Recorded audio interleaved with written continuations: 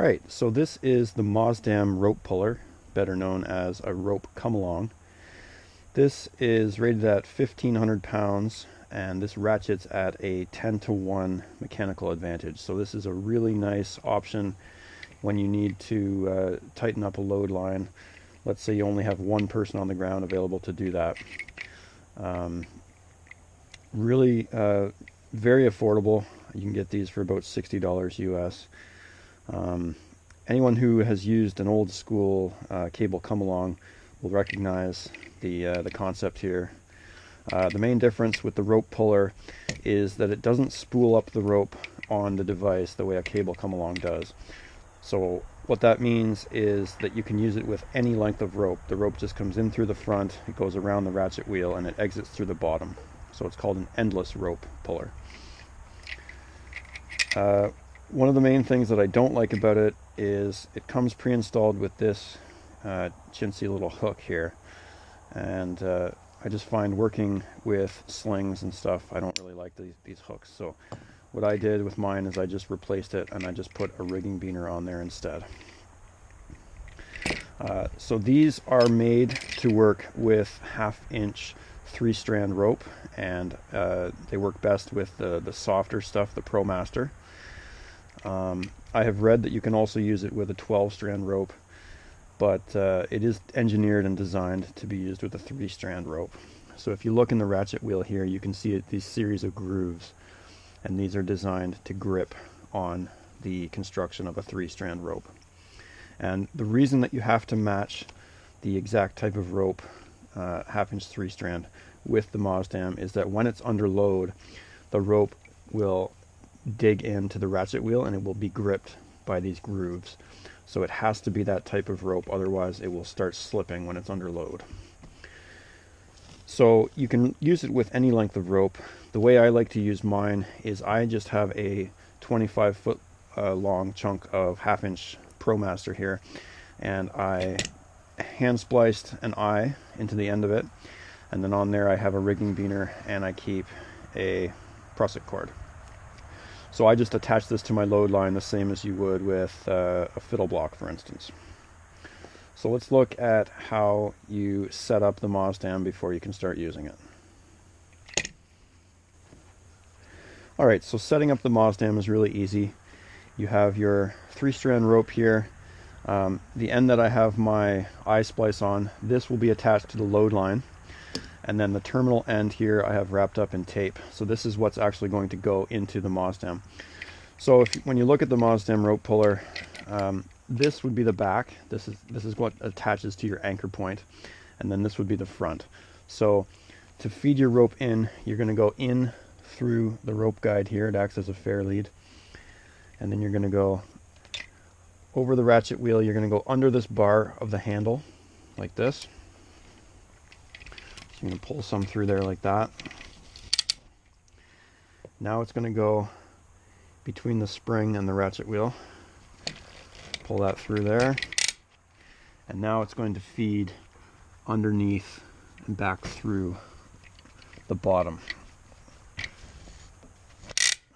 So that's the path that the rope takes. It comes in through the front all the way around the ratchet wheel and then out through the bottom. And now what you need on the end of your line is a nice stopper knot. So I just like to tie a double overhand. Just like that. Tighten that up and leave a nice tail. So that's my basic setup for my Maasdam rope puller. So now let's take a look at using it. Alright, so let's take a look at how we would use the Maasdam rope puller on the job in a situation where we need to tension a line. So I've tied a rope to this walnut tree over here. So this is going to serve as our load. And then I have put a sling on this little tree here. This will be our anchor. So again, this is the front with the rope, the guide here. And this is the back that attaches to our sling. So let's do that first. One thing to consider when you're setting up your anchor sling is don't put it too close to the actual anchor, just because you need a lot of room for the handle to travel all the way back. So just, it doesn't need to be this far, but just have it a little bit of a distance there, just enough room for your handle to travel. So similar to a 5-to-1 fiddle block, I want to start from a position on the rope puller where it's extended to its maximum length, and then it's tensioned, and then from there, then I can start ratcheting and pulling it back in.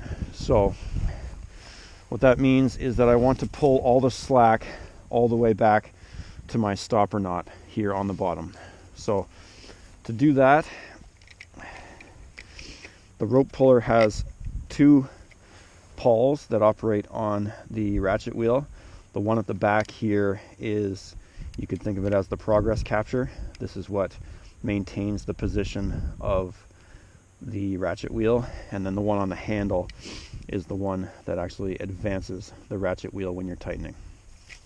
So we're going to take the back pawl and we're just going to push here just to disengage it, and now I can come out the front and I can pull as much slack through as I need, pull it all the way back to my stopper knot. So I'm going to start from that position, then I'm going to come to the end of my 3-strand here where I have an eye splice, and I'm just going to go to my load line. Now I'm going to attach it to my load line with a French prusik. So I'm just going to twist it around and around. Just want a minimum of 7 wraps, and then I'll just connect that back to my beaner.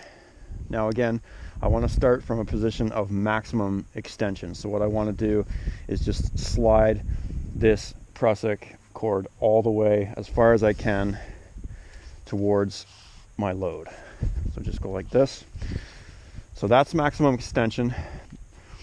But now, before we can actually start cranking on it, we just want to come back. We want to grab the terminal end here with the stopper knot, and we just want to pull towards our load. And what that does is that just sets the 3-strand rope into the grooves of the ratchet wheel. So now it's all tensioned up, it's ready to go. So now we can just start cranking. So like I said, this back pawl is our progress capture. This front pawl is what controls the ratcheting, the tightening on the rope puller. So in order to engage this pawl, you can see this spring bar here. It needs to be clicked the opposite direction. So I'm just going to push it, and that engages. Now you can see that it engages this pawl on the ratchet wheel. So now I'm ready to start cranking. So it is somewhat slow. I mean, it's slower than a couple guys reefing on a 5-to-1, but it's nice controlled tension at a 10-to-1 mechanical advantage. So, you know, it's ideal for a single person operating it. You can get a whole lot of pull by yourself with the Maasdam Rope Puller. So I just keep tensioning it.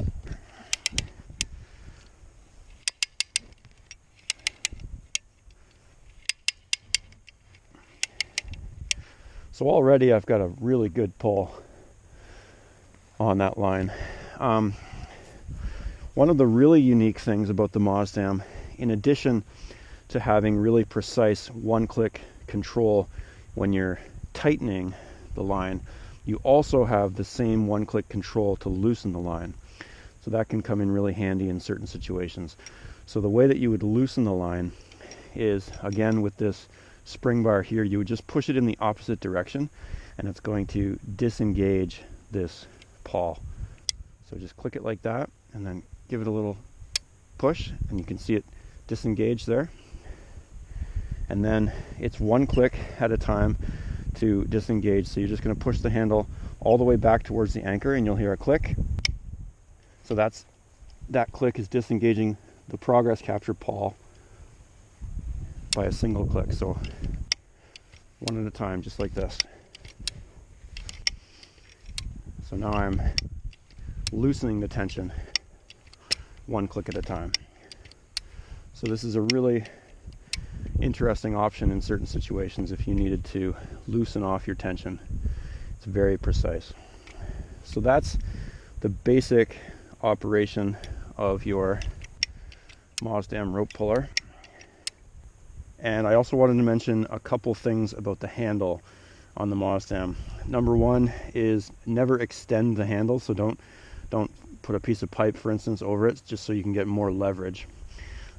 The handle is designed this length, it's engineered to be this length so that you can't reasonably overload the rope puller and get into a dangerous situation. The other thing about the handle is it's engineered as well to bend if you were to get to a point where you have overloaded the rope puller. It will actually, the handle will bend, and then you'll know that you're in that danger zone, and you'd actually have to buy a new handle to replace it before you could use it again. So a couple things to think about. So like, I mean, it is designed to be used with one person. That's why the handle is the length that it is, and it's engineered for that scenario. So just keep that in mind. So now we'll look at putting your Maasdam rope puller away. So like I say, when it comes to using it the next time, I always like to start with it fully extended. So I figure, well, I might as well just put it away fully extended, and then it's faster to set up the next time. So what I'm going to do is, again, I'm just going to pull all the slack through and get it to a point where the stopper knot is all the way back to the machine. So I'm just going to push on the progress capture pawl here. I'm just going to pull all my slack out, and now my terminal end is right back to the Maasdam. And then what I'm going to do with the 25 feet of rope here, I'm just going to give it a quick coil and then just finish it as if I was wrapping up a rope here.